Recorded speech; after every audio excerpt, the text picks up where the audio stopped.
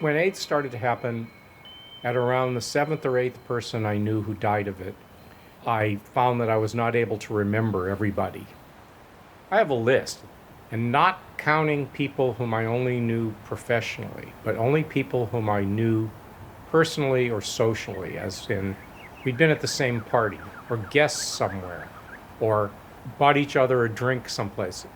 The list has 200 names on it.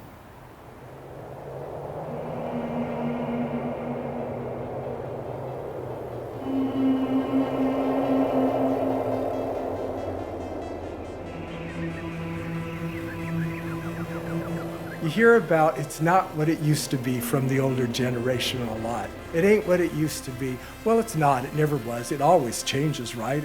But I was in the art community and I saw so much constant loss of a lot of people who put a color, a hue on gatherings. It was like these artists coming together, and I started seeing that drop out, and I saw the nature of everything changing so fast. If AIDS never happened, I think that we'd be so much further along. The arts and homelessness, all that would be different. We'd be families. There'd be families. We'd already just be doing what we were doing anyway, taking care of each other. It definitely would have been different. Equal rights as we understand it, to live safe lives, to be represented, not be discriminated against, would have probably happened sooner. If AIDS never happened, I would be celebrating my 36th anniversary with Richard. We were intended for each other. All that talent, all the people who died, they would be here contributing to everything.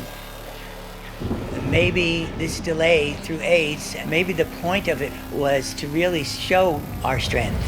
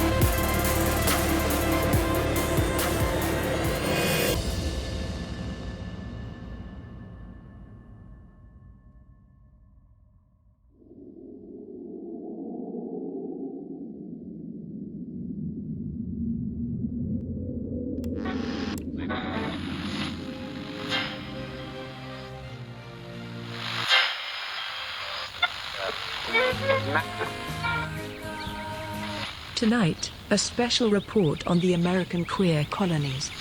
Their influence on the United States is undeniable. Their political power, unprecedented.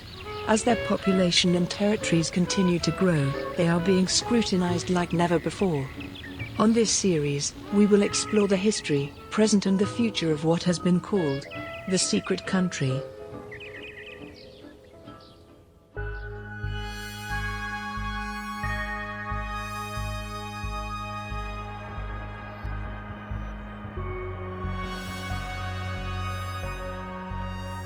The 1980s were a golden era for the gay population. It was a decade defined by a dominance of the arts, victories in politics and groundbreaking developments in healthcare.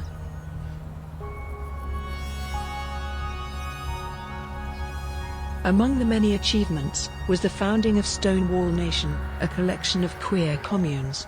The nation was governed by a group of activists from the earlier gay liberation era. It's a sort of interesting time in history. We never thought that when gay people came out of the closet that our problems were going to be solved. Our problems were just beginning because our very visibility is what freaks them out the most. With the help of volunteers, donors, and a savvy political machine, Stonewall Nation expanded across the United States. The nation not only attracted young people and artists, but seniors and professionals in all fields. This diversity helped expand the small communes into the sprawling territories we now refer to as the queer colonies.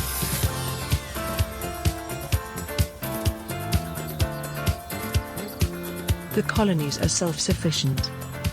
A generation of seasoned activists have enacted progressive policies and social programs that have become the gold standard. Suicide, addiction, homelessness and even venereal disease rates are the lowest in the country. Despite their differences, the colonies are closely connected by a common language and culture.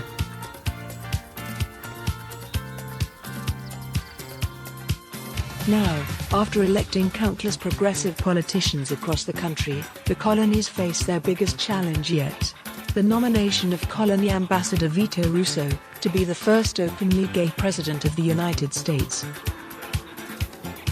As the election of 2020 looms, the world is watching, in astonishment that 10% of the population could have so much influence over the most powerful country in the world. Perhaps the golden era has barely begun.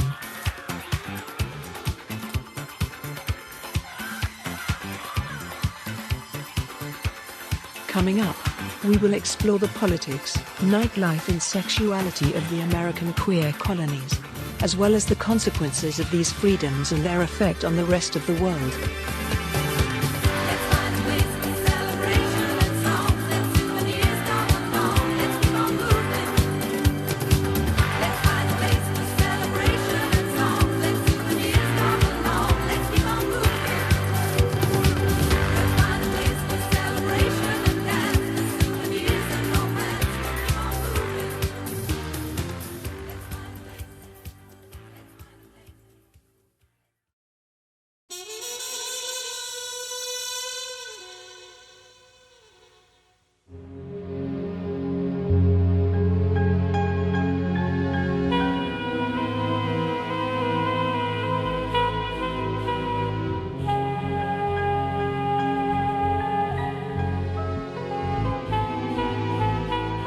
I do believe that the experience I personally had on the dance floor of the Saint was probably the most religious experience I've had in my life.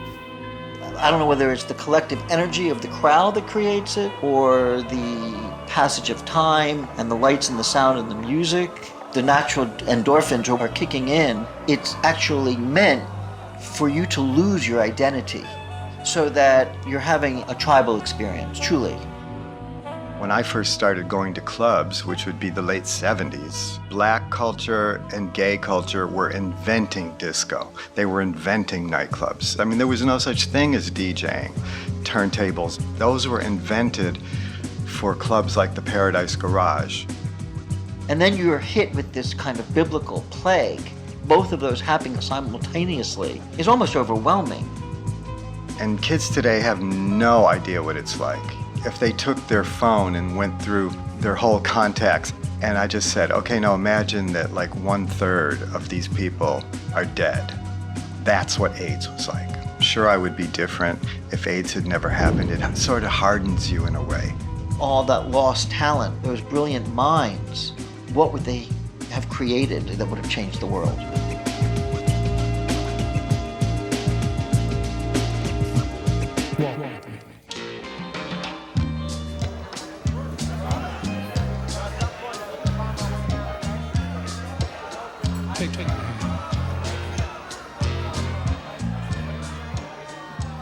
Gay nightlife is crucial to the survival of the queer colonies. Bars, discos and bathhouses from the 70s have thrived and multiplied, becoming an integral part of Stonewall Nation's economy and culture. Like the bistros of Paris, or the pubs of England, leather bars with rich histories are at the heart of many communities. None has been more influential than the Ambush, which opened its doors in 1973. For the past 4 decades, leather men have gathered here for business and pleasure. It was under the red lights of the Ambush that a group of doctors and activists had the first meeting of the Gay Men's Health Force, an organization dedicated to the health of the colonies. The GMHF would develop a groundbreaking medical treatment that would change sex and nightlife forever. By the 90s, gay disco culture had penetrated the mainstream so deeply that rush poppers were advertised to housewives on daytime TV, and colonies received government subsidies to build gay clubs the size of cathedrals, to revitalize local economies. Stonewall Nation has become a global destination for entertainment and decadence. This influx of people and freedom had its consequences.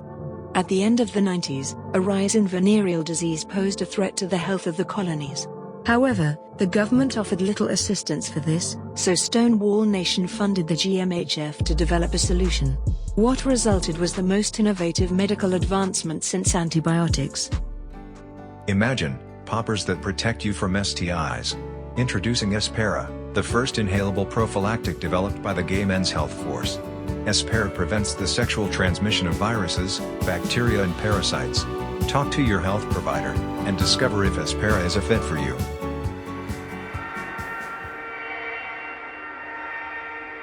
The advent of inhalant prophylactics was revolutionary, but its astronomical price tag made it accessible to only the wealthy. Although the GMHF had developed the treatment, its pharmaceutical manufacturer refused to lower the price. After years of unsuccessful litigation to break the patent, the colonies took matters into their own hands. They enlisted the help of the biggest promoters in nightlife to create a traveling circuit party that would distribute the treatment. The event came to be known as the quarantine. Patrons were given a medical scan upon entering. Throughout the evening, the prophylactic was dispersed through the ventilation system of the nightclub. Thousands were protected against all sexually transmitted diseases, free of charge.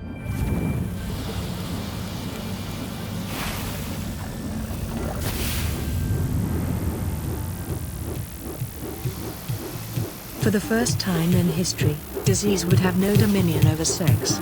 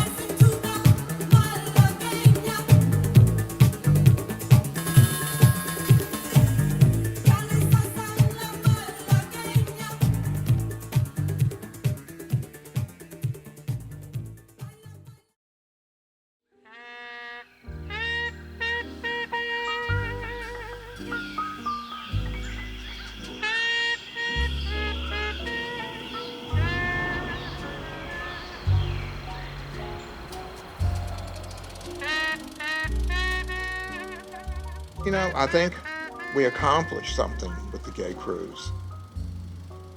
When I joined, there was no same-sex dancing.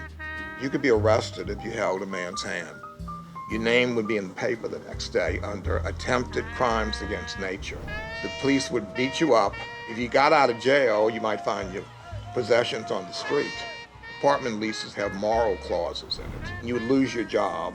It was very brutal on gay men. We started these clubs just to have a safe haven for gay men to be in. we realized we had something going for us here, and we could do something with it. You can do something in numbers, you know?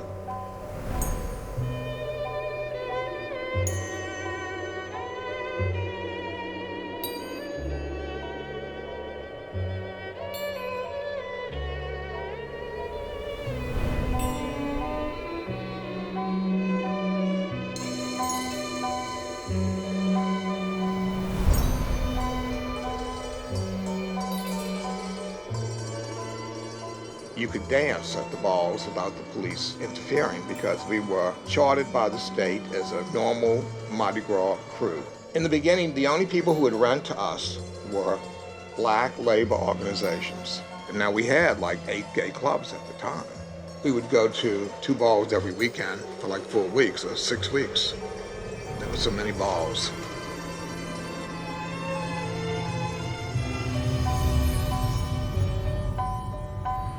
But then AIDS came in the 80s, and we lost half of our crew members, more than half.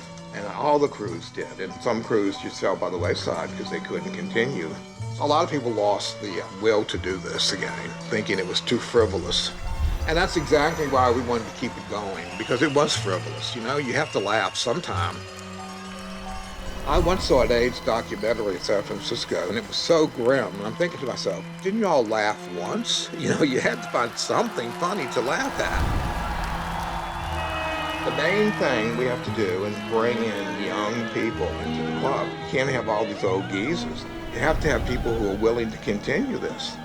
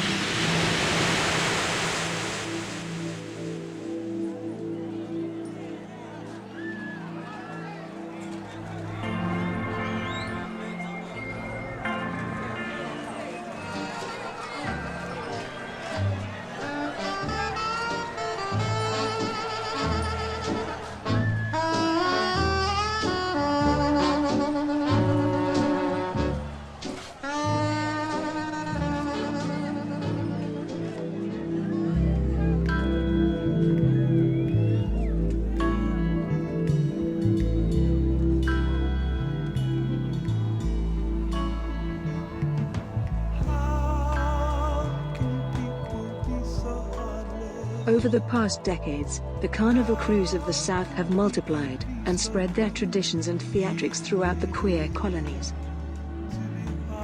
Their dedication and ability to mobilize large crowds means that on any given day, a parade or protest can erupt on the streets of Stonewall Nation.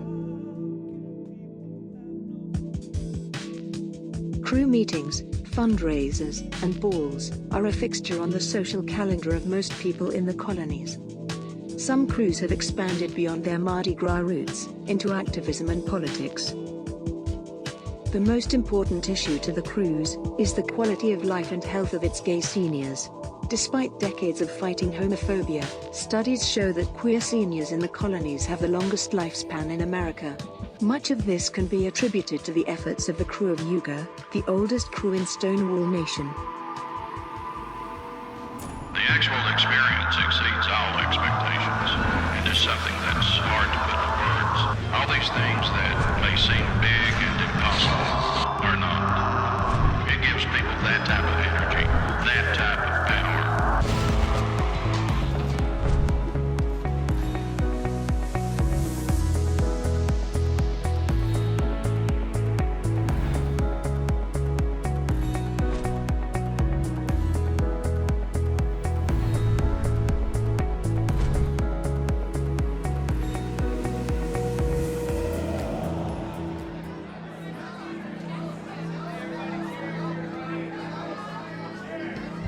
Carnival crews are part of Stonewall Nation's identity. They may have begun out of necessity, but they have learned the art of breathtaking celebration and can enact real social change. Their devotion and accomplishments are a reminder that in numbers, people can achieve extraordinary things. Can we pretend that from now on There is no yesterday. Paint a portrait of tomorrow with no colors from today. There's a light that shines in your face sometimes.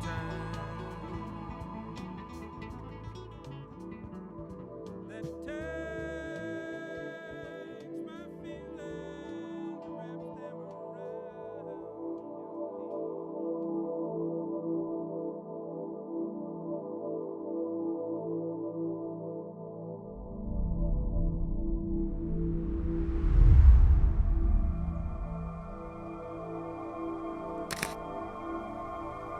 I wasn't setting out to make a statement. That isn't the way I work. It's just a statement grows out of what I do. The people in those photographs were friends of mine, and they trusted me. And I felt like almost an obligation to record those things. I didn't know anything about the technology, so I would take certain chances to experiment with lighting. One reason I guess I'm quite thankful that I'm the age I am, I was able to pick up the magic of the moment and work with it. That's my rush in doing photography. It's like you get to a place and you can do it with a flower, you can do it with a cock, you can do it with a portrait, where it's really kind of like you don't know why it's happening, but it's happening. You've somehow tapped into a space that's magic. A church has a certain magic or mystery to it.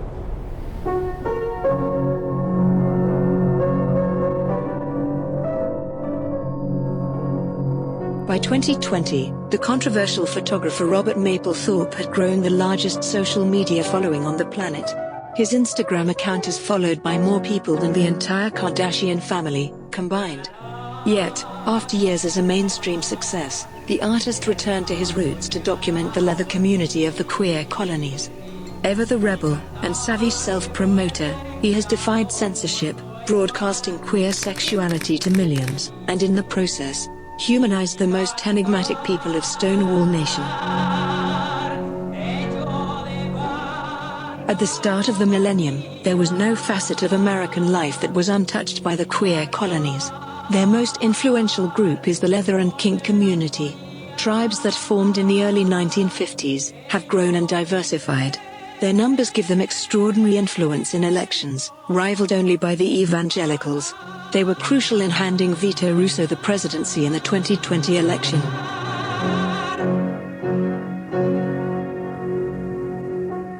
However, in the puritanical United States, they have remained an oppressed group.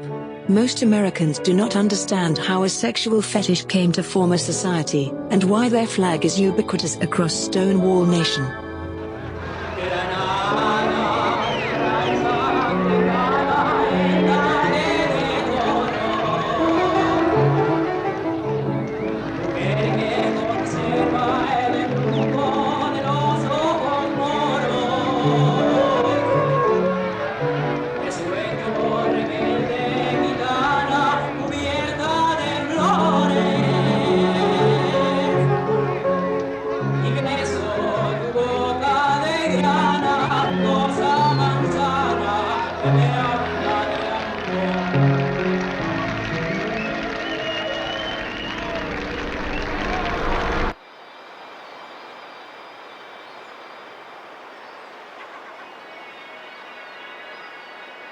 Nothing is as it seems in the queer colonies. A dilapidated warehouse can hold a most decadent bacchanalia. We are at the infamous mineshaft, where sexual gladiators congregate Sundays for a gathering, which changes locations every week to avoid tourists. Today, we are deep in the bowels of an abandoned military base.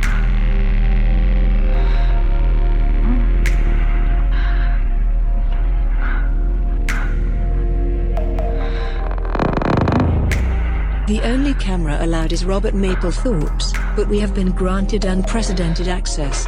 Viewers beware, the following images are not for the faint of heart. Silent assassin, liberated your ass, and never been in the ass, and flow is cold as Aspen.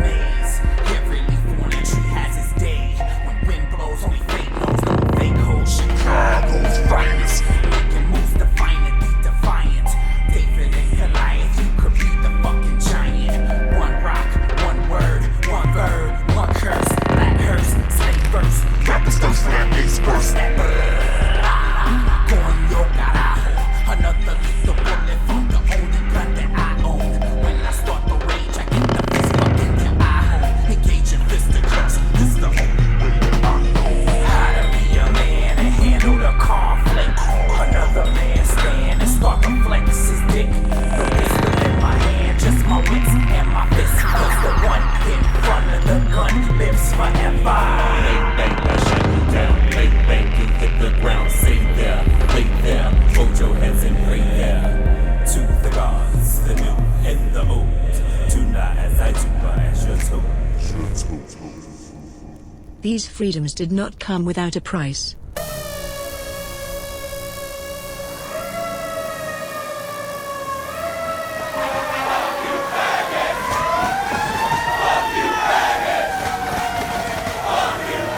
As the queer colonies gained visibility and power, homophobia reached a fever pitch, and the government turned a blind eye, so the queer colonies took matters into their own hands.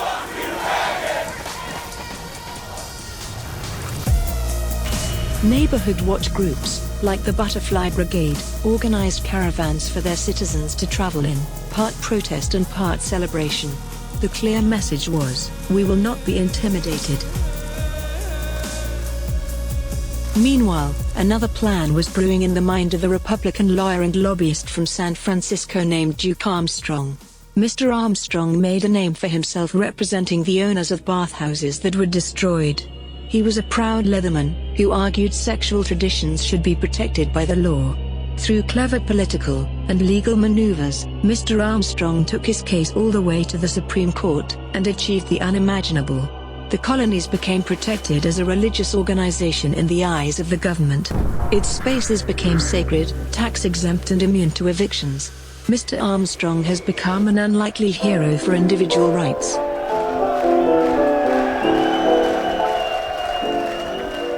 The colonies have challenged obscenity laws, and legalized public nudity and fornication, all under their right to religious freedom.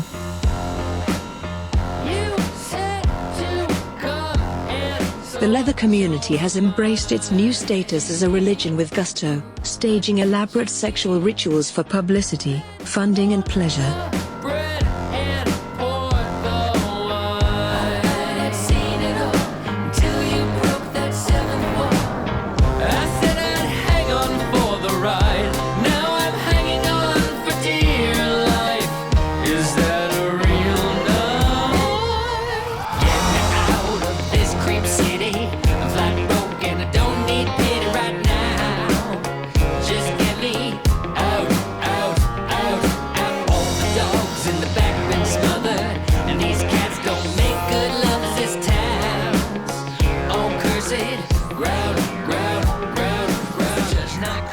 The kink and leather communities continued to spread their values of history and tradition, becoming an unstoppable political and cultural juggernaut.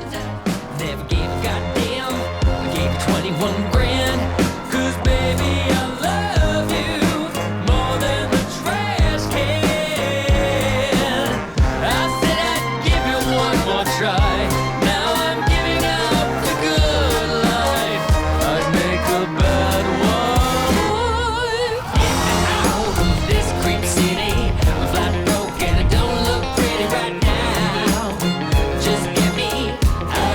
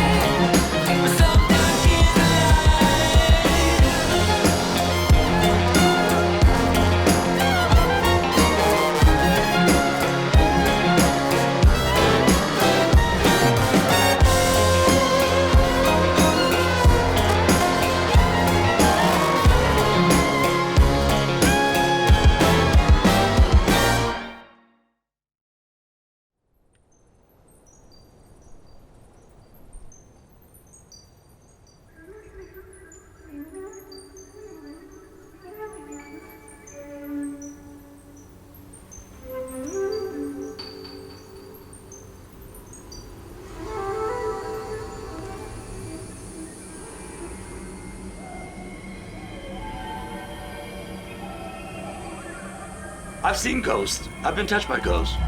We'll call it whatever you want. I've seen them and they've been around. When people died from AIDS that should not have died, right in the beginning of your prime of creating. After Klaus had died, it was like a day, 2 days later, I saw Klaus in a dream, I think, but everything was white, and his hair was white, and he looked like he was in peace with himself.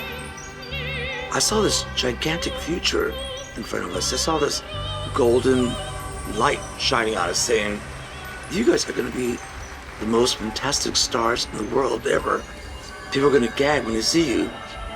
And to see that this fell out, you gotta redefine yourself. You gotta pick up the pieces and continue on. You know, you can believe or you don't believe. So maybe I saw an alien or an extraterrestrial or a higher power energy or ectoplasm in a life form. But when you actually are touched and grabbed and pulled by something, it's pretty extraordinary.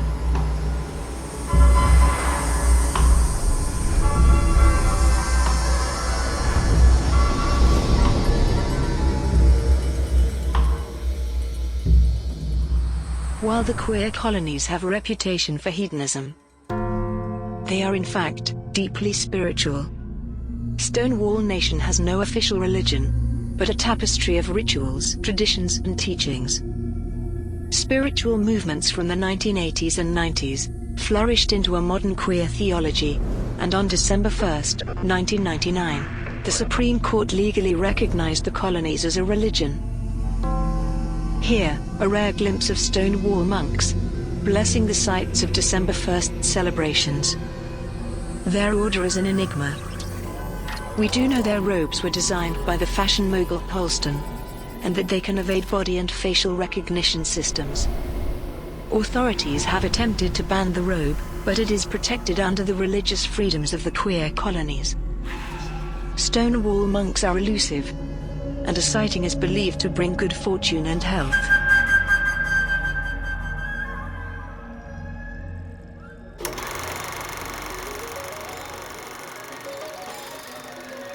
The Stonewall monks are believed to be descendants of the Radical Fairies, a group that embodies the soul of the queer colonies. The Radical Fairies were founded in the late 1970s as a protest against the assimilation in the gay movement. They practice a secular spirituality, combining environmentalism, anarchy, and paganism. Their elaborate rituals were crucial to the landmark Supreme Court ruling. They have also applied lessons of the 60s counterculture to communal living. By the 1980s, their communes had bloomed in all 50 states, laying the foundation for Stonewall Nation and imbuing the early colonies with a sense of civic responsibility.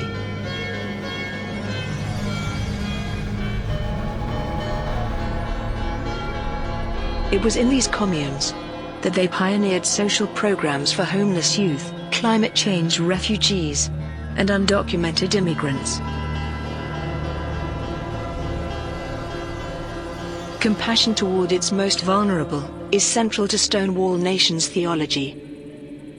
Nowhere is this more evident than in the policies toward its migrant population, which the colonies view as an extension of their own civil rights battles.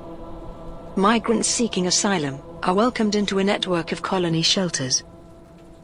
These efforts are spearheaded by a trans-Latina activist named Roxana Hernandez, considered Stonewall's patron saint of immigration. On December 1, 2019, Roxana opened the first Stonewall Sanctuary Center, where migrants are reunited with their families and provided with essentials, such as shoes. These sanctuaries come in all shapes and sizes, such as this beachfront bar, funded in part by a groundbreaking program of microloans. This bar, called El Noa Noa, has become a vital space for the migrant youth of this secluded colony. Este espacio es como mi casa, es como mi familia. Aquí venimos muchas chicas transgénero huyendo de tanta transfobia, huyendo de tanto peligro que hay en nuestros países de orígenes, y hoy estamos aquí para apoyar a toda la comunidad latina.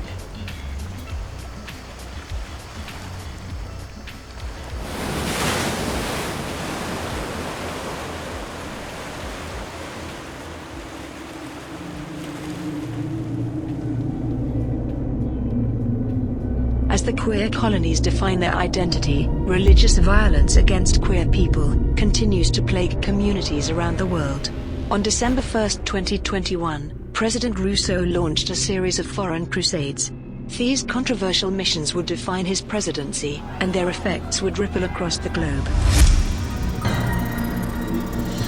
Chechen authorities have detained more than 100 gay men, killing at least 3 in the process. That's according to a report published on Tonight, for the first time, the tale of a secret mission by SEAL Team 6. Now to the latest on that daring rescue. SEAL Team 6 to check 5. The team moved in by helicopter, in darkness. 24 Navy SEALs landed. That an American hero died during that operation, a member of the elite SEAL Team 6. The president has defended the military operation to rescue the Chechens. The US president has granted the refugees political asylum and announced similar operations in Iraq, Jamaica, and Uganda.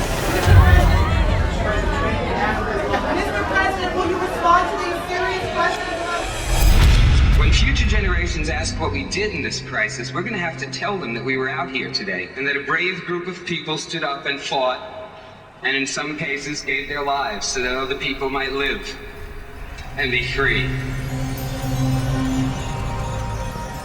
December 1st has become a day of mystical significance in Stonewall Nation. Ceremonies are held in the many churches and temples that dot the colony landscape. In the evening, flaming triangle sculptures light the night sky, meant to illuminate the path for spirits to find their way home.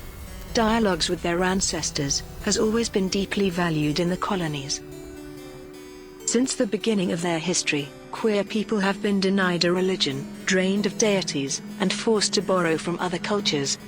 At last, the queer diaspora has reunited and forged its own beliefs in a place that for many is a shining, queer city on a hill.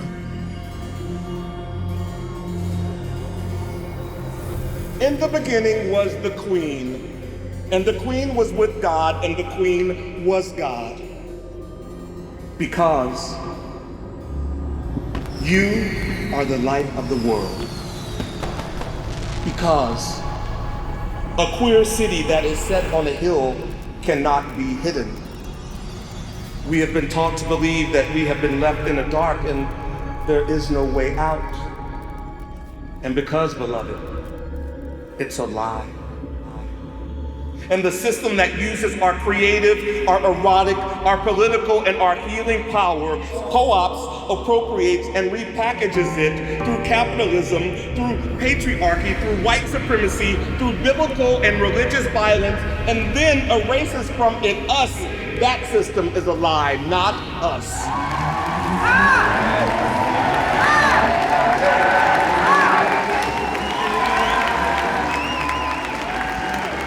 It will take all of us understanding that our gifts of transforming even the darkest of times into acts of art and faith and resilience are needed now, are of service now.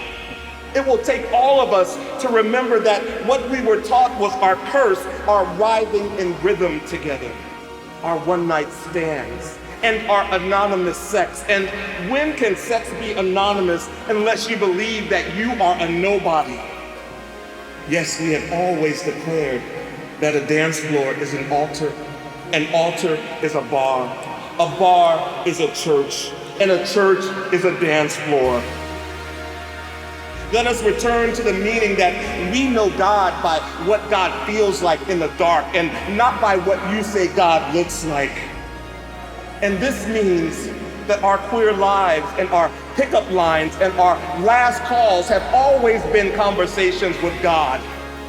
This means that we have been whispering in God's ear this whole time. Why don't you come home with me, God? Abide in me, God. My body is a vessel for you, God.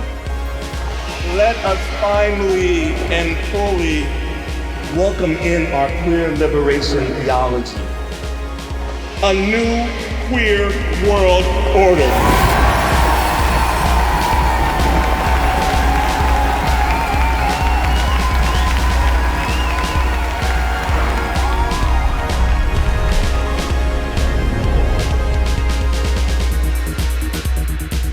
name of the Father, Mother, Daughter.